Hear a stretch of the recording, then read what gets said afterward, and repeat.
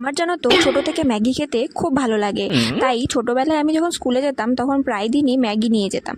আমার মা না দিলেও আমি কান্না করে জেদ করে রোজ ম্যাগি নিয়ে যেতাম। কিন্তু কখনো কখনো আমার মা যদি কোনো মিষ্টি খাবার প্যাক করে দিত আমি সেটা ভালোভাবেই নিয়ে যেতাম, কিন্তু টিফিন টাইমে গিয়ে যখন দেখতাম আমি ছাড়া বাকি সবাই ম্যাগি নিয়ে এসেছে তখন না আমার মুডটা একদম খারাপ হয়ে যেত। তখন ভাবতাম ওই ঝাল ম্যাগিটা ছেড়ে আমাকে মিষ্টি খাবার খেতে হবে। আর আমার না মিষ্টি খাবার খুব একটা পছন্দ হয় না, জানো তো। আমার ঝাল খাবারই খুব ফেভারিট। আচ্ছা, তোমরা কারা কারা ঝাল খেতে পছন্দ করো আমাকে কিন্তু কমেন্টে জানিও, ঠিক আছে? তো যাই আমি না কি করতাম, তখন ওদের টিফিনটা ভাগ করে নিতাম। মানে আমি আমার টিফিনের থেকে বেশিরভাগটাই ওদেরকে দিয়ে দিতাম, মানে সব ফ্রেন্ডসরা মিলে আর কি টিফিনটা শেয়ার করে খেতাম। তাহলে আমাকে মিষ্টি জিনিসটাও বেশি খেতে হতো না আর ম্যাগিটাও খাওয়া হয়ে যেত। জানো তো আমি এতটাই বোকা ছিলাম, জানো তো। মা বলতো কি টিফিন নিবি, আমি বলতাম যা কিছু একটা দিলেই হবে। কিন্তু স্কুলে গিয়ে আমার মুডটা না চেঞ্জ হয়েছে, তখন এই মিষ্টি টিফিনের থেকে যেন আমার ঝাল টিফিনটাই বেশি প্রিয় লাগতো।